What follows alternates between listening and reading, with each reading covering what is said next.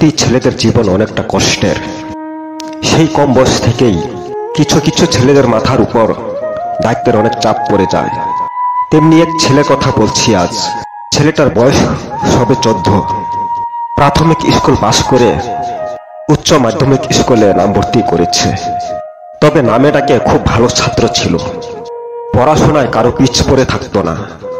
কিন্তু তার কপালে যে আর পড়াশোনা সইল না, বেশ অমনি কপাল পুড়ে গেল। হঠাৎ করে তার বাবা অসুস্থ হয়ে মারা যায়, আর মায় তখন মানুষের বাসায় কাজ করে ছেলে মেয়ে দুজনকে স্কুলে পড়ায়। তবে আগের মতো করে খেয়ে দিয়ে ভালোভাবে চলতে পারে না। কোনোদিন ঘরে খাওয়ার জোগাড় থাকে না, ভাই বোন দুজনই না খেয়ে খালি পেটে স্কুলে যেতে হয়। আবার কোনোদিন স্কুল থেকে এসেও না খেয়ে থাকতে হয়। এভাবে আর কতদিন থাকা যায়? মায়েও তো চেষ্টা করতে আর কম করছে না। তবে বাসায় কাজ করে যতখানি মাইনে পায়, সেই মাইনে দিয়ে ভালোভাবে খাওয়া চলে না, ভালো সাজ পোশাক পরতে পারে না। খুবই কষ্টের দিন। ছেলেটার বোনের বয়স মাত্র 12 বছর। মাঝে মধ্যে খিদের জ্বালায় অস্থির হয়ে পড়ে।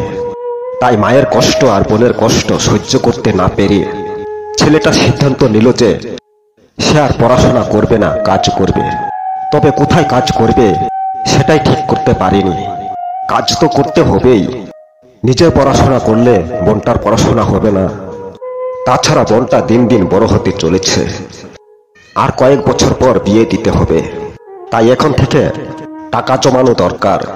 তাই কাজ না করলে টাকা হবে না, আর বোনটাকে সময় থাকতে বিয়েও দিতে পারবে না।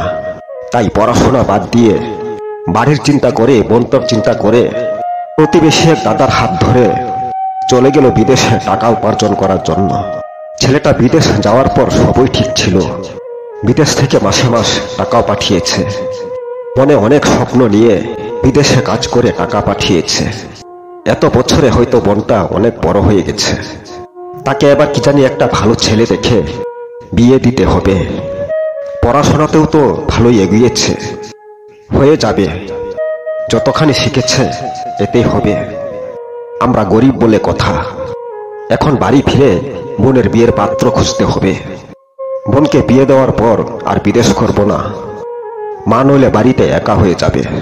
তাই ছোট্ট করে হলেও একটা ব্যাপার শুরু করে বাড়িতেই থাকবো।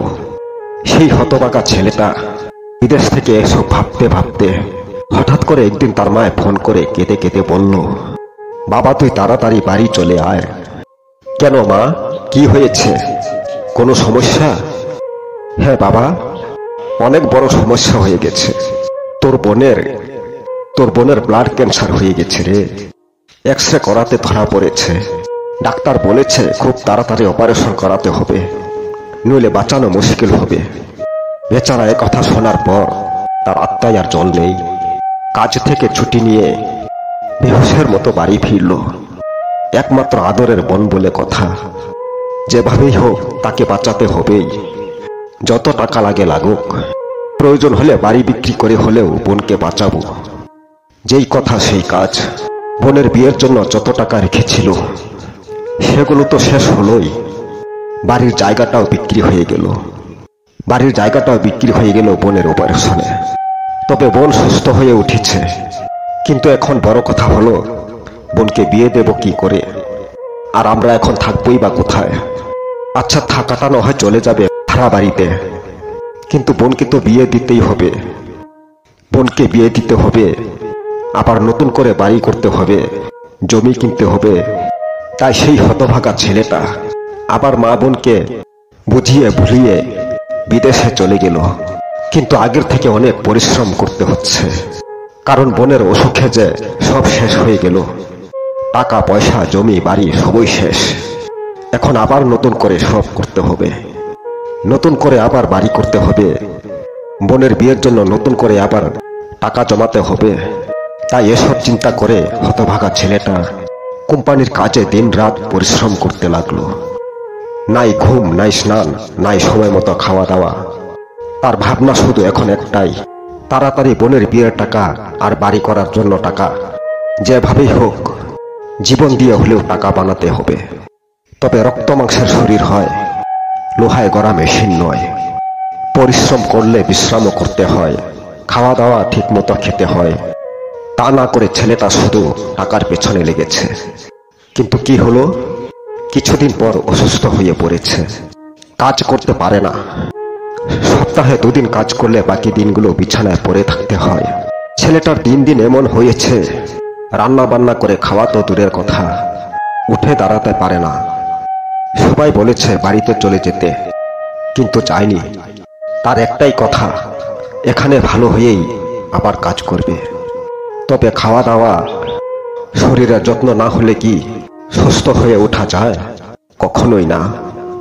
এভাবে থাকতে থাকতে যখন অবস্থা একেবারেই জটিল, তখন কোম্পানির মালিক কর্মচারীরা মিলে তাড়াতাড়ি করে মেডিকেলে ভর্তি করায়। তবে অনেক দেরি হয়ে গেল। মেডিকেলে ভর্তি করিয়েও তাকে আর বাঁচাতে পারিনি। বোনের বিয়ে দেওয়া আর হলো না। শেষমেশ সে তো আর বাড়ি ফিরতে পারেনি, মা বোনকেও দেখতে পারেনি। বাড়িতে ফিরেছে তার মৃতদেহ। সেই অভাগা ছেলেটার কত আশা ছিল, কত স্বপ্ন ছিল, বোনকে বিয়ে দেবে। বোনকে আর বিয়ে দিতে পারেনি। জমি কিনে বাড়ি করবে, সেটাও হয়নি। প্রাণ থাকা অবধি ছেলেটা শুধু খেটেই চলেছিল, বাড়ির চিন্তা করে, বোনের চিন্তা করে। কিন্তু তার জীবনের চিন্তা, তার ভবিষ্যতের চিন্তা কোনোদিন করেনি। এভাবেই তাকে পৃথিবী থেকে চলে যেতে হলো। না বোনকে বিয়ে দিতে পারলো, না নিজে বেঁচে থাকতে পারলো। কোনো স্বপ্ন পূরণ হলো না, শুধু নিজের ভুলের জন্য। সে যখন বিদেশ যায়, মা বোন বলে দেয়নি যে তুই শুধু দিন রাত টাকাই উপার্জন করবি, খাওয়া দাওয়া করবি না, শরীরের যত্ন নিবি না। কারো মা বোন বলে দেয় না যে শুধু আমাদের কথা চিন্তা করে টাকা উপার্জন করিস। সব মা বোনই চায় ছেলে বাইরে গিয়েছে, টাকা উপার্জন করুক, নিজেও ভালো থাকুক, সুস্থ থাকুক। তাই দিন রাত শুধু টাকার পিছনে পড়ে থাকলে হবে না, নিজের জীবনের চিন্তাও করতে হবে। নইলে পরিণাম সেই হতভাগা ছেলেটার মতোই হবে।